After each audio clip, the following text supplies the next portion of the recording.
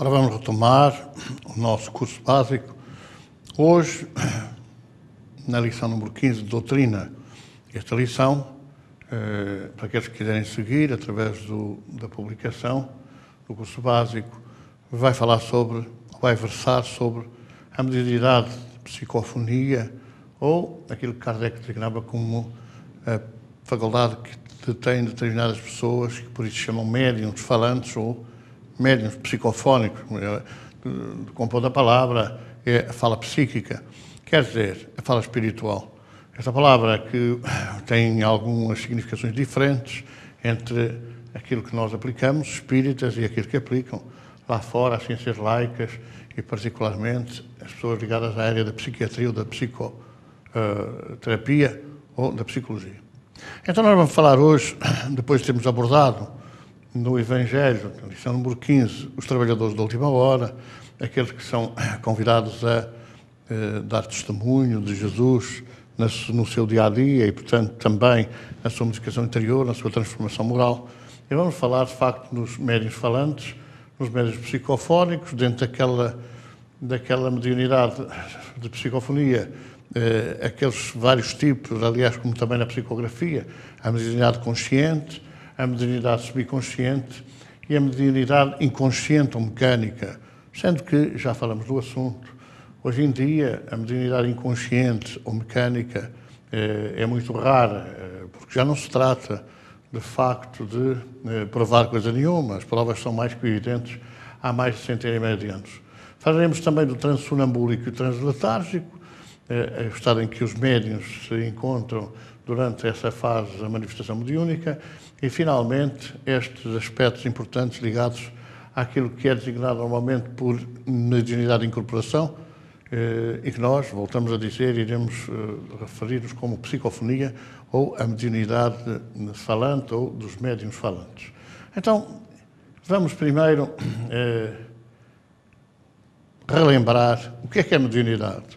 O Livro dos Médiuns diz que médium é toda a pessoa que, em qualquer grau, sente a presença dos espíritos, em qualquer grau, e de variedíssimas maneiras, de acordo com os seus sentidos. Pode ser de ouvir, pode ser de falar, ou pode ser de escrever ou de pintar. Mas, no caso concreto agora, vamos falar sobre a mediunidade de fala psíquica, de fonia psíquica, ou a psicofonia, também conhecida, ainda que um tanto erradamente, como a mediunidade de incorporação. Então, os médiuns falantes são aqueles através dos quais se comunicam os espíritos pela fala, pela oratória, pela palavra. São os médiuns falantes, ou médiuns de psicofonia, ou, uma forma, enfim, genérica, designados por médiuns de incorporação. Eu fazia aqui um parênteses para dizer o seguinte. Esta mediunidade de incorporação, designada erradamente, porque incorporação com o prefixo in e de corpóreo ou corporar é um princípio que é um prefixo que quer dizer dentro de. Ora, nenhum espírito entra dentro de, e muito menos entra dentro de nós, porque nós espíritos também não entramos dentro do nosso corpo. E, portanto, quer dizer, a palavra em si conduziu a um erro que eu creio que terá estado na base das práticas que vão sendo tomadas aqui e ali, de fechar a morada ou de fechar o cofre, ou coisas desse género. Pois se entram dentro, nada melhor do que fechar a morada para que não entrem. O que conduziu a essas ideias erradas.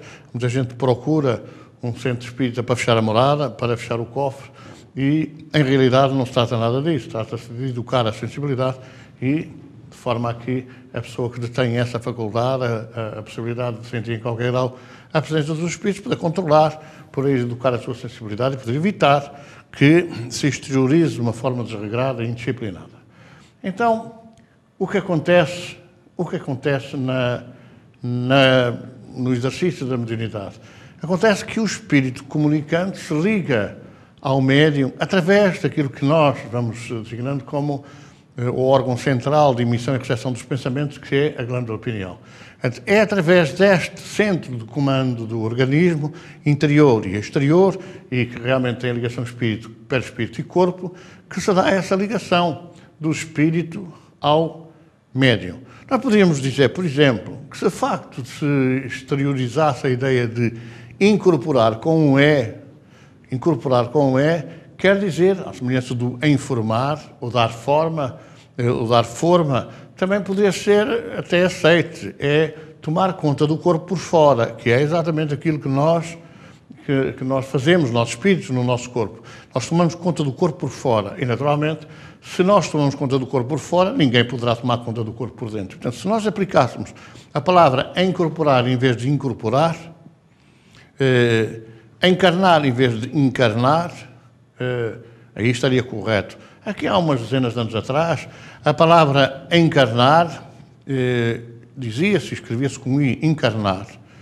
Já fizemos essa distinção. Encarnar quer dizer a pessoa colocar-se, fazer de conta que é determinada personalidade. Encarnar é tomar conta da carne por fora. Incorporar é entrar dentro de, e ninguém entra, nenhum espírito entra.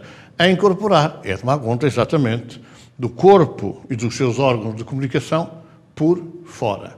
Diríamos que a maior parte das mediunidades expressas que são conhecidas são deste tipo, mediunidade de incorporação. Há muito incorporação, quer dizer, mediunidade falante ou psicofónica. Há muitas confusões que estabelecem por aí adiante. E portanto, naturalmente que é a mediunidade mais comum. Há pessoas que têm mediunidade de ver, de evidência, há pessoas que têm mediunidade, às vezes, de efeitos físicos, ou efeitos musicais, ou por aí fora. Mas, normalmente, a mediunidade de objeto, a mediunidade de fim de todas as mediunidades é a mediunidade de psicofonia ou a mediunidade de incorporação, com E, incorporação. É a mediunidade mais comum e nós poderíamos facilmente dizer que a meta de todas as mediunidades é esta. Porquê? Porque, naturalmente, que se o médium vê, se é evidente, quais são as formas desse médium vidente ajudar os espíritos desencarnados? É ver e falar com eles, mas nem sempre os espíritos encarnados, através do pensamento, através do diálogo mental, o fazem. E, portanto, é mais difícil do que propriamente permitir que o espírito utilize os órgãos do médium para se comunicar connosco e estabelecer-se o diálogo. Mas a mediunidade de evidência às vezes mata a curiosidade. Há pessoas que gostam que vejam isso, mas sempre coisas boas. Há pessoas que gostam que lhes fale das vidas anteriores, mas sempre coisas boas. Nunca coisas que sejam complicadas, que sejam dolorosas. Então, diríamos que a mediunidade de incorporação ou a mediunidade de psicofonia é a mais vulgar e todas as mediunidades tendem a ser exatamente mediunidades de psicofonia. O que não quer dizer que desapareça definitivamente a mediunidade de evidência ou de audiência ou de efeitos físicos de outras naturezas. Elas podem se manter, mas naturalmente será a mais comum a mediunidade de psicofonia. Até porque a grande finalidade do exercício mediúnico é ajudar os espíritos desencarnados, é permitir o diálogo com os espíritos desencarnados. E aí, claramente, é lógico que se assim entenda, claramente só quando eles se comunicarem através do médium é que poderá haver diálogo, é que poderá haver essa conversa esclarecedora. Podemos dizer, mas não há necessidade.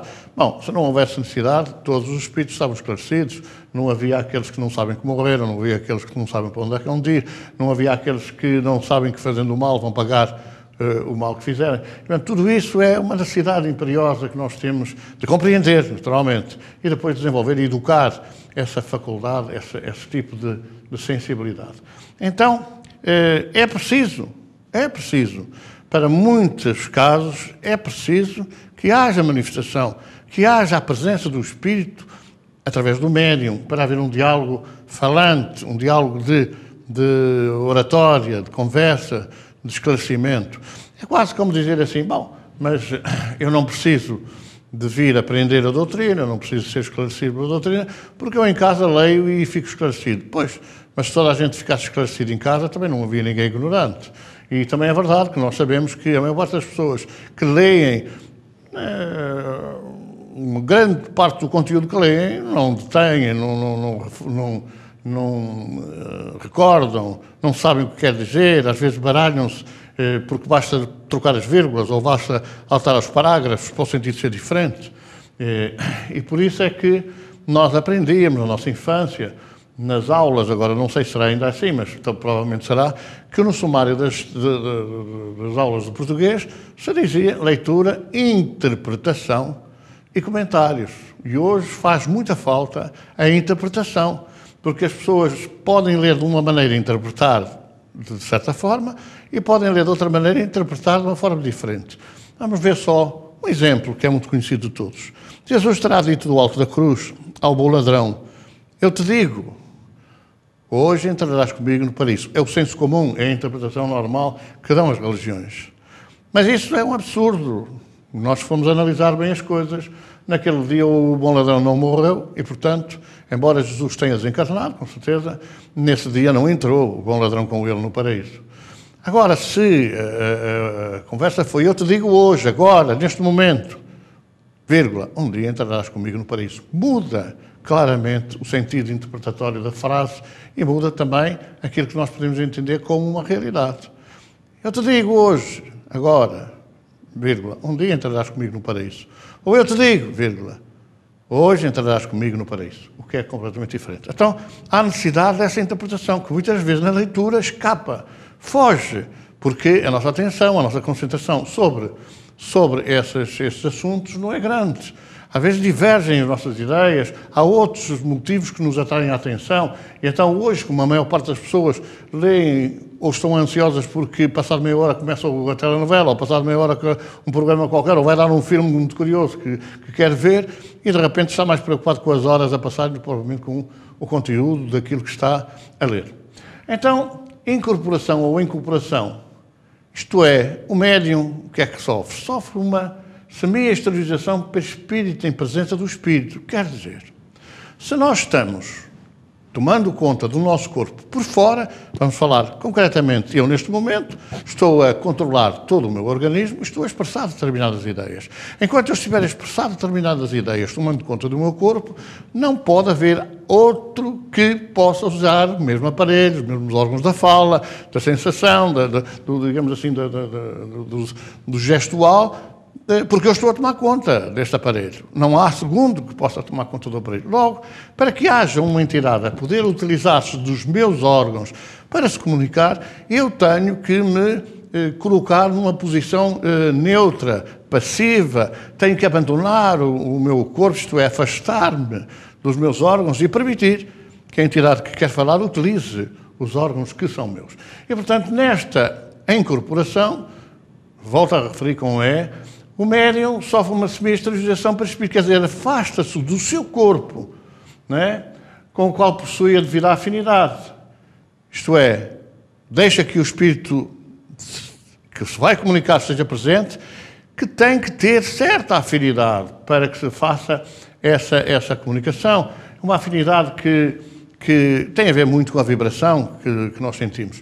É frequente os irmãos dizerem que quando se dá um trabalho mediúnico, logo de cedo, às vezes até de véspera ou de antevéspera, eles fazem apresentar-se perto do médium a entidade que se vai comunicar, ou as entidades que vão comunicar, para haver uma troca fluídica, uma permuta fluídica que facilite, na hora da comunicação, essa mesma comunicação. Portanto, há uma saída, uma exteriorização que não é completa do espírito do médium, através do seu perispírito, para que o espírito comunicante se faça essa comunicação através dos órgãos do médium. Há a irradiação e assimilação de fluidos emitidos pelo espírito e pelo médium, formando uma atmosfera fluídica, quer dizer, o que nós, os médiuns, exteriorizam de fluido e aquilo que os espíritos comunicantes exteriorizam fazem uma espécie de simbiose, digamos assim, de mistura, para que haja mais facilidade na transmissão da mensagem do espírito para o médium e, naturalmente, do médium, os órgãos físicos, se fosse um gravador, exteriorizem as ideias que lhes são a ser transmitidas. Bom, mas a mediunidade falante ou psicofónica não serve só para que se recebam os espíritos sofredores, os espíritos ignorantes, até espíritos mistificadores e até espíritos obsessores.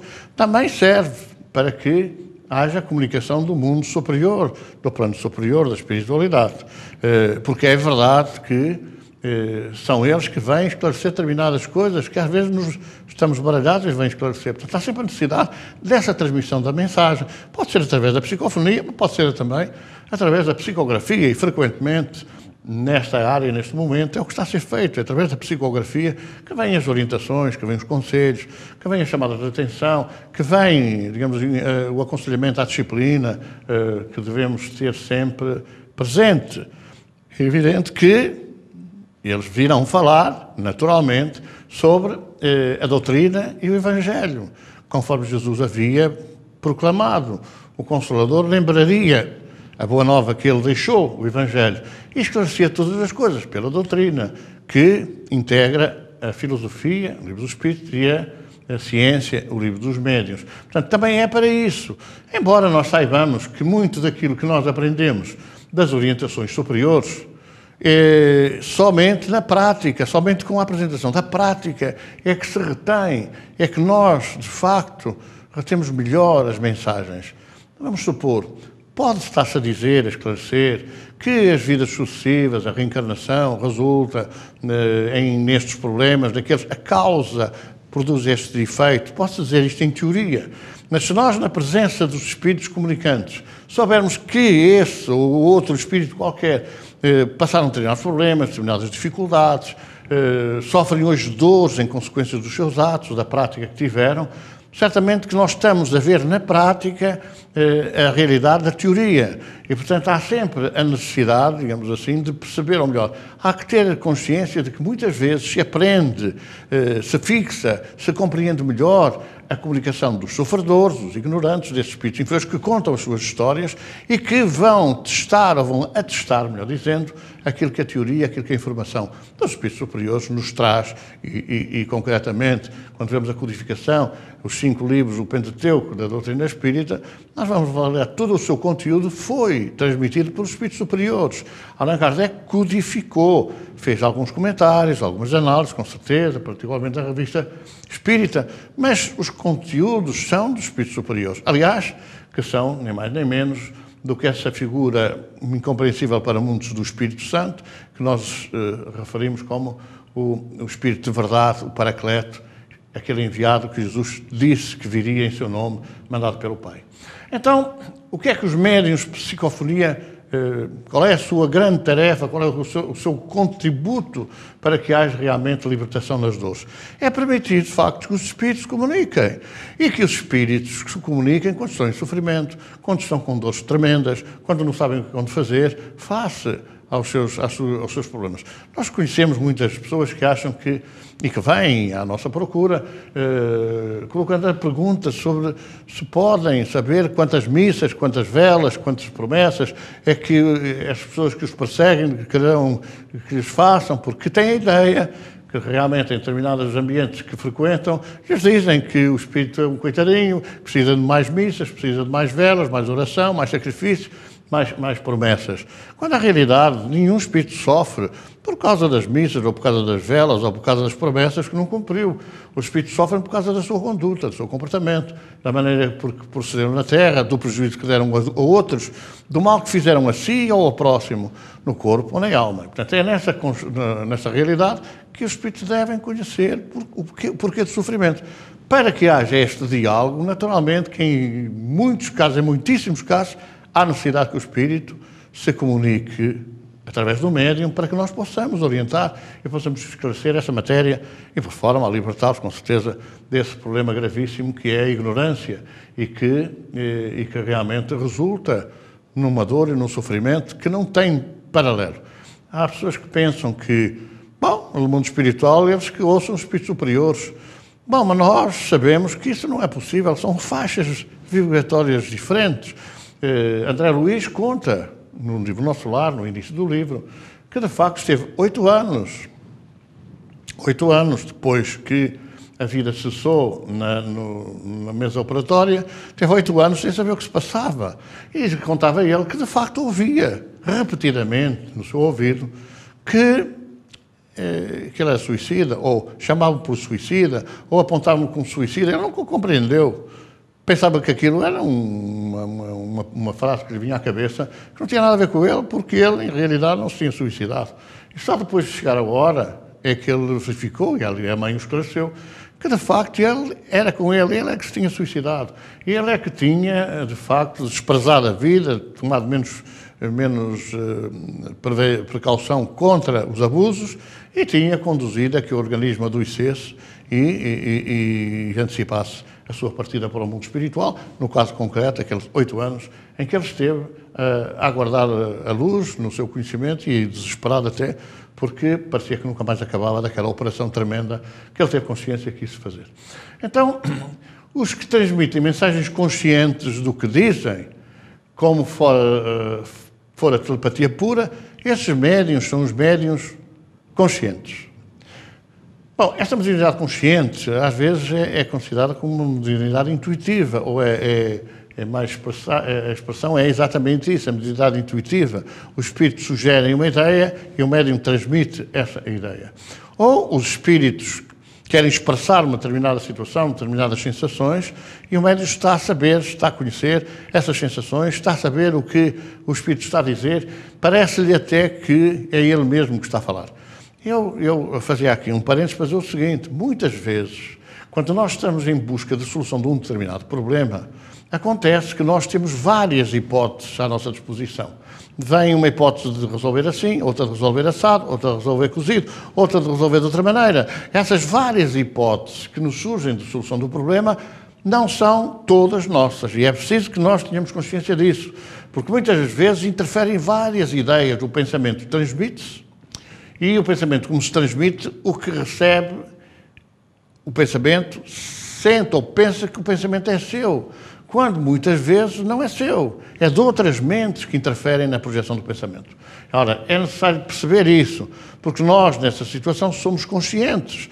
Pensamos desta maneira, pensamos daquela, porque apenas recebemos, sob a forma de intuição, as soluções que se apresentam aos problemas. E há situações e há soluções absolutamente impensáveis no domínio do ser possível e outras são impensáveis no domínio do ser possível. Expressemos a ideia. Há soluções que parecem o Eurobilhões, é uma coisa fantástica, vai resultar seguramente, e há outras que nunca resultam, quer escutar, seja fazer o que for, porque não vai dar resultado. São as dos limites da obsessão. Dourar as coisas para que a pessoa caia na esparrela e depois caia a fundo, porque ninguém na Terra ainda está em condições de merecer isso, ou desista pura e simplesmente porque o quadro é tão negro que, à partida, afasta a ideia de lutar ou de fazer seja o que for. Então, nesse leque de soluções, se inscrevem a intuição. Bom, os médiuns conscientes, ainda que tenham também de ter consciência da responsabilidade da tarefa que abraçaram, os médiuns conscientes estão a ouvir, estão a sentir, estão a saber o que é que está a passar, o que é que está a dizer. São os médiuns conscientes. Mas há outra circunstância em que o médium, embora no momento, no ato, saiba o que está a dizer, quando se corta a ligação, quando se afasta a entidade que comunicou, começam a ter uma ideia difusa daquilo que expressaram, daquilo que disseram. Quer dizer, durante a manifestação estão conscientes e depois entram no processo de esquecimento. São os médiuns semi-conscientes. São aqueles que, embora saibam, depois deixam de saber. Embora saibam, depois deixam de se lembrar daquilo que disseram. Então, pode até acontecer que sejam aqueles médiuns que não tenham noção absolutamente exata daquilo que dizem, embora saibam o que estão a dizer, mas depois as frases, as orientações entram em difusão e a pessoa depois não sabe concatenar tudo, não sabe ligar tudo aquilo que disse. São os médiuns semiconscientes. E depois temos aqueles médiuns que, de facto, nem se lembram quando estão a falar, nem se lembram depois de falarem. São os médiuns inconscientes, que em termos da psicografia tem a ver com os médiuns mecânicos, quer dizer, agem mecanicamente, escrevem mecanicamente. Conta-se que Francisco Cândido Xavier tinha uma faculdade tão específica que ele podia estar a falar, a dar uma mensagem e a escrever outra mensagem, de conteúdo absolutamente diferente. É aquilo que nós podemos designar como um médium que é inconsciente em relação à comunicação mental através da psicofonia e é mecânico em relação à passagem da mensagem a escrito que a mão mecanicamente acaba por fazer. Portanto, é uma mediunidade que o médium não tem qualquer conhecimento, ou não tem mesmo a noção daquilo que diz, ou daquilo que escreve, ou daquilo que fala. É a mediunidade inconsciente. Bom, hoje em dia, com certeza que esta mediunidade é muito rara. Ela surge mais nas pessoas que buscam a casa espírita para se tratarem. E isto porquê? Porque realmente vêm desequilibradas, vêm não educadas, vêm não preparadas, vêm não esclarecidas. E, portanto, as entidades foram, a pouco e pouco, tomando conta do seu centro mental e as pessoas perdem a consciência e caem de qualquer maneira, deixam de ter a noção do que fazem, do que dizem. É uma mediunidade inconsciente. Mas tão logo começa o tratamento, tão logo começa, digamos assim, a libertação e a educação dessa mediunidade, e também, que lá está, o esclarecimento das entidades que dominam mentalmente essas pessoas, essa mediunidade, digamos assim, inconsciente, acaba por sofrer mudanças, acaba por ser retida, por ser parada, e a pessoa entra num processo que pode ser já de mediunidade semiconsciente ou mesmo consciente, embora não trabalhe a mediunidade, embora não levem a cabo trabalhos no campo da mediunidade. Então, os médiuns inconscientes são os que não têm qualquer noção das mensagens que transmitem, sejam elas boas ou sejam elas más. Sejam elas com conteúdo doutrinário elevado ou sejam elas sem qualquer conteúdo doutrinário ou moral. Vamos agora ver, dentro desta mediunidade de psicofonia, aquilo que muita gente designa como um transe. A pessoa entrou em transe, quer dizer, entrou numa posse ou passa a estar possesso de uma entidade espiritual e então expressa aquilo que é designado como um transe sonambúlico ou letárgico. É a mesma coisa, sonambúlico ou letárgico. O que é que quer dizer este transe sonambúlico ou letárgico? Quer dizer que o espírito do médium se exterioriza do corpo físico temporariamente, pensando o corpo mais ou menos completamente à disposição do controle do espírito comunicante. Quer dizer, o médium, o espírito, com o seu perispírito, sai do corpo temporariamente e o corpo passa a ser dominado, passa a ser comandado, passa a ser controlado pelo espírito comunicante. É o que se designa por transe sonambúlico ou letárgico, ou lá, transe mediúnico. É aquilo que representa isso, quer dizer, o médium sai. Se o médium, o espírito do médium, o seu perispírito não saírem, a comunicação é muito difícil. Às vezes nós até notamos, em determinadas manifestações, que o médium incorpora, ou recebe, não recebe, recebe, não recebe, recebe, não recebe, e de repente recebe e, por exemplo, dá um murro na mesa. O doutrinador não pode pensar que essa exteriorização seja descontrole mediúnico. Muitas vezes ocorre o quê? Ocorre que o médium sente a vibração do comunicante e retrai-se, quer dizer, não deixa, não se descontrai, não se torna passivo para que a comunicação se dê. E então quase que há como que uma luta, um combate entre o médium que não quer receber e o espírito que se quer comunicar. E quando é vencida esta barreira, quando o comunicante acaba por tomar para se comunicar, há uma exteriorização do médium que depois para, diz assim, há mistificação, porque de repente o espírito passou a estar manso e deu um murro, mas depois passou a estar manso. Isso pode não querer dizer que o espírito é violento, mas pode apenas querer dizer que há digamos assim, um corte, o médium exterioriza aquela com o murro na mesa, com a pancada na mesa, exterioriza, digamos assim, o quase que não quero, e depois, quer dizer, como tem que haver a comunicação, o espírito comunica-se exatamente como ele é. Mas não esqueçamos, pode ser mistificação, pode ser realmente uma entidade que passa a ser coitadinha para que as pessoas acreditem que é fácil doutrinar, que se vai embora, e muitas das vezes não vai nada embora, sai um bocadinho, volta outra vez, sai outro bocadinho, volta outra vez, e anda nisto, sempre o mesmo espírito, a manifestar-se durante muito tempo, com duas finalidades. Primeiro, é não deixar que mais ninguém seja ajudado. E segundo, é enganar o doutrinador e levá-lo a ter uma conversa, às vezes muito pacífica, muito boa, muito boazinha, e depois uma gargalhada final acaba por fazer com que o doutrinador fique um tanto desanimado e desiludido. Então, na mediunidade, psicofonia, há aspectos muito importantes a ter em consideração. Desde logo, o médium tem que confiar no grupo em que trabalha. Com certeza, se estiver sozinho a pensar que vai fazer um trabalho mediúnico, sozinho não é possível, e de repente confia e cede, e vem ao que vier, ele aceita. Então tem que ter consciência de que num trabalho de grupo, que é onde deve exercer a mediunidade, tem que estar confiante e ceder, entregar-se, abandonar-se, não combater, não controlar. Mas o espírito é violento, vai... Não, o grupo deve controlar isso através do pensamento, através da sintonia vibratória, e, portanto, tem que confiar no grupo. E depois está o dirigente, também tem que orientar as coisas por forma a que tudo corra com normalidade e com elevação. Então essa é a predisposição, cedência total do médium. Porque senão o espírito não pode tomar conta dos órgãos e fazer a sua comunicação em liberdade. Depois, tem que haver a predisposição do médium controlar. Por exemplo, as asneiras, uma linguagem absolutamente espúria, uma linguagem que não se aceita como um meio de boa educação. Se o médium não tem essa prática, naturalmente tem que controlar isso. O espírito pode querer vir dizer asneiras, pode vir insultar, pode fazer acontecer, mas o médium não deve deixar. Deve fazer um controle exterior. O espírito quer bater neste ou bater naquele. O médium não deve permitir. E daí que a grande preparação que o médium necessita ter para poder desenvolver um trabalho consciente, responsável e elevado. Mas o médium tem que ter consciência, que não tem que interferir em coisa nenhuma. O que o espírito vem dizer, o médium diz, deixa dizer. O conteúdo da mensagem, o problema que está em pauta, esse médium não tem que interferir.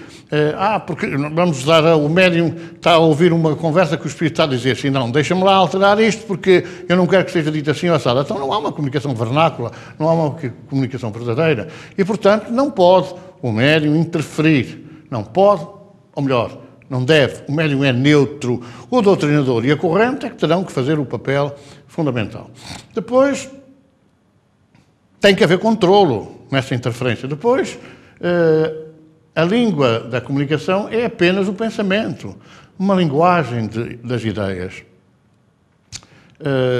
Nos livros psicografados por Fernando de Lacerda, No País da Luz, é curiosa a intervenção do Dr. Sousa Couto, que era um estudioso da matéria, um estudioso do espiritismo, a propósito da forma como se comunicam os espíritos que não eram nacionais, que não conheciam a língua portuguesa. Como é que os espíritos se comunicam em português se não eram portugueses? E ele esclarece com muita propriedade e com muita clareza. Estamos a falar há 104 anos que isso está publicado. Eles esclarecem que, de facto, a linguagem dos espíritos é a linguagem do pensamento. O médium recebe as ideias pelo pensamento e exterioriza-as na sua língua. Mas pode acontecer que haja comunicação na sua língua? Pode acontecer.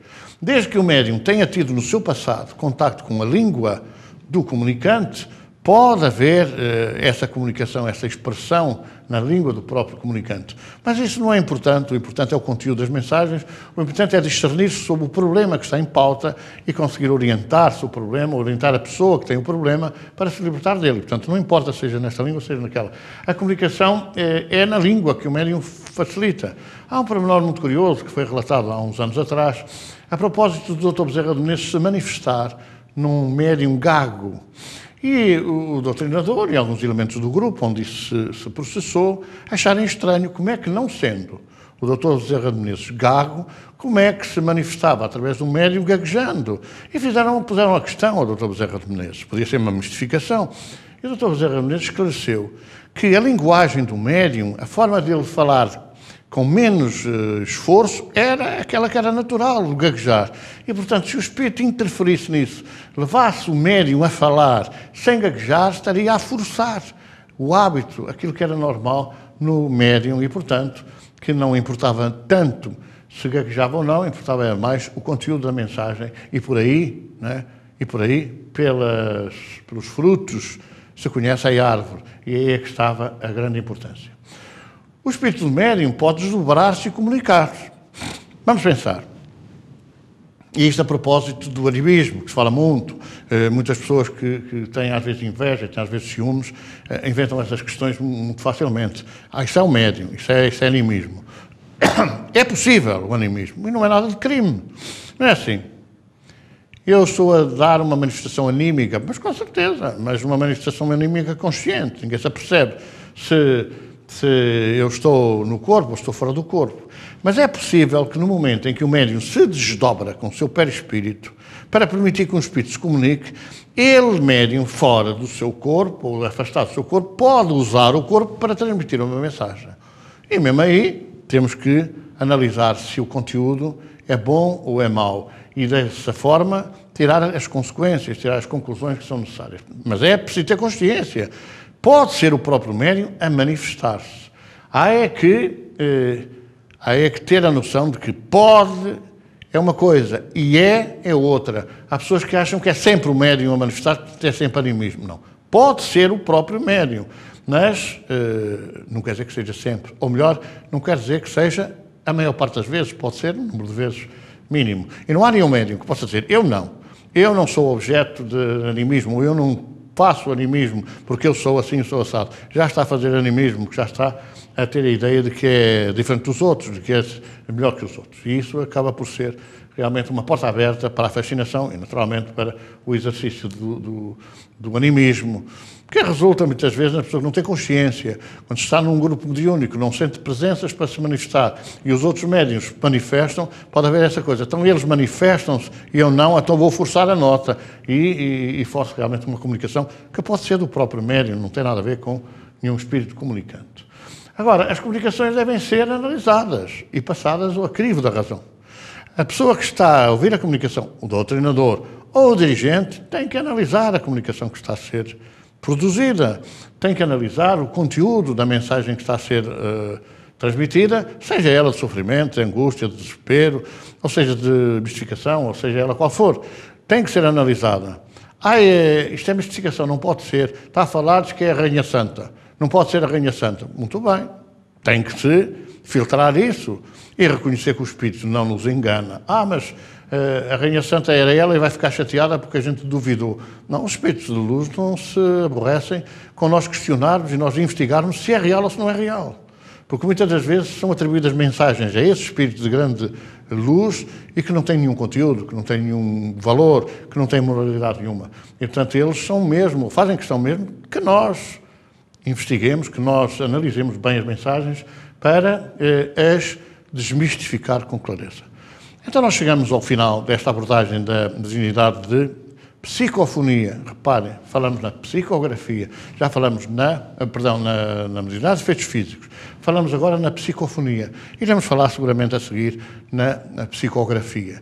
E encaixar todo este conteúdo doutrinário naquilo que é o conteúdo evangélico ou moral, aquilo que é fundamental nós fazermos para garantirmos a fidelidade, a elevação dos processos que vamos usar, e dos métodos e também dos conteúdos daquilo que nós vamos exteriorizar. É fundamental isso.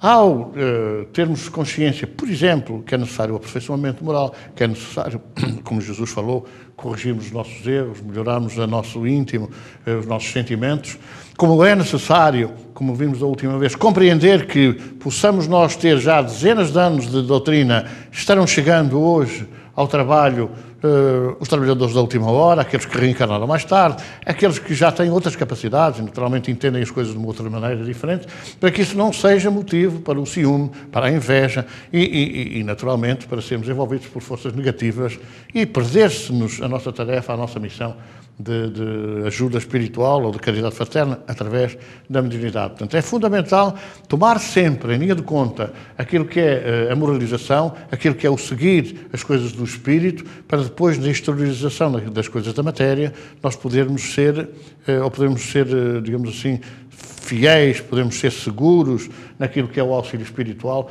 através do espiritismo, através da ajuda dos que sofrem, dos desesperados, dos que andam perdidos no meio deste abismo de problemas, de crises que ninguém entende, porque só quando mexem nos bolsos é que a gente entende a crise, ainda não entendeu que a crise arrasta há muitos anos e que tem muito a ver, ou está respaldada na falta de moralidade, na falta de direção de Deus que nós absolutamente manifestamos e que nos deixamos embalar nesta conversa do prazer fácil e das coisas que se obtêm facilmente. Vamos ficar por aqui. Nós seguiremos na próxima aula com o nosso Evangelho, de novo, procurando orientações, procurando lições para que sirvam na nossa vida e nos garantam uma segurança e uma fidelidade e uma pureza de intenções no trabalho da espiritualidade, no trabalho do amor. Até lá, então, muito boa noite.